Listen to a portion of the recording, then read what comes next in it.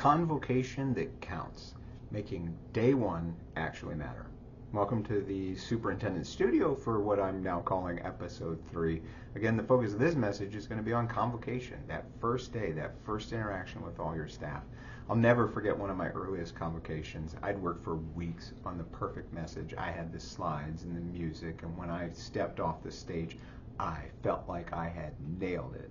Later that afternoon, a teacher who had lots of experience with the district came up and said to me, "That was a nice speech, but what do you actually want us to do this year?"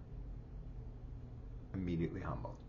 I realized then that the convocation isn't about just putting on a show, it's just the first domino. It has to start a chain reaction of clarity, connection, and energy, all of this, or it doesn't matter. It's just a show. So my core message for you today is that convocation should not be a performance, it's a launch pad. It's the first opportunity to make your strategic message tangible and inspire everyone to pull in the same direction, which is what we're after, right?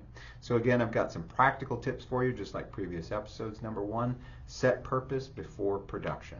Ask yourself these questions. What should people feel? How do you want them to feel while you're presenting? Number 2, what should they know? Finally, what should they do? How should they feel? What should they know? What should they do? And then build the entire event around those questions. That's how simple it really is. Number 2, I would offer that you should anchor your convocation into your strategic message. So go back and refer to episode 2 if you want to do that. But again, anchoring the convocation and not connecting it to the strategic message is a huge missed opportunity. Every element from your guest speakers to your visuals should reinforce the message for the year. Ideally, there's no air in between the two of these things.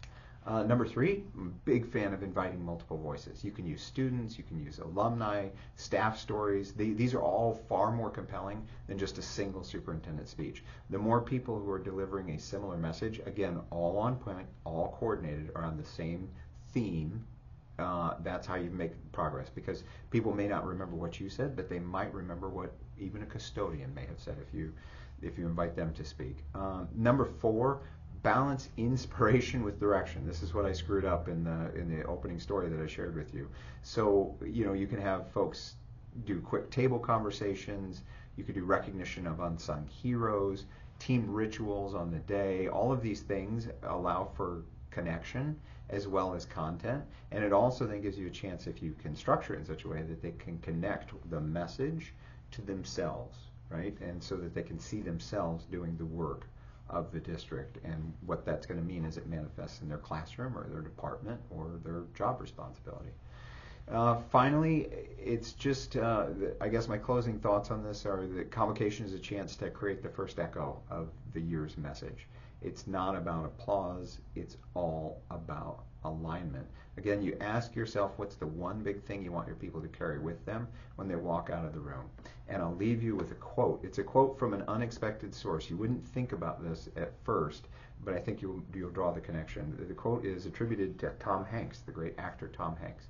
And he said, "I find that I do my best work when I remember that I'm not the star of the show, I'm the host of an experience." What would happen to your convocation if you thought, I'm not the star of the show, I'm the host of an experience, and then just build an unforgettable experience? Thank you all. Have a great start to your year.